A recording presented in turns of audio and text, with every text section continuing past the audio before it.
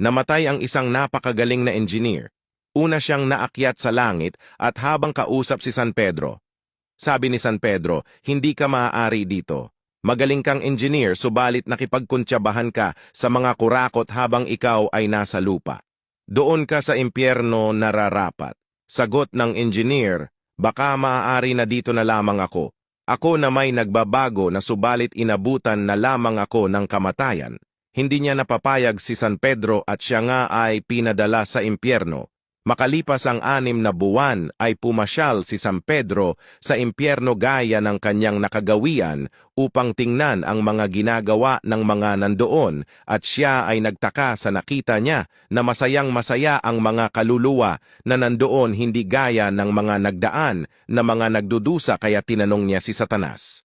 Sabi ni San Pedro, ano ang nangyayari dito?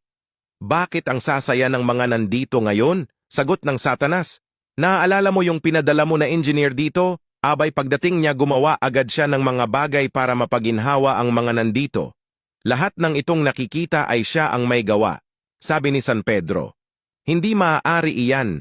Idudulog ko yan sa hukuman ng langit at impyerno at siguradong ako ang mananalo dahil kukuha ako ng magaling na abogado.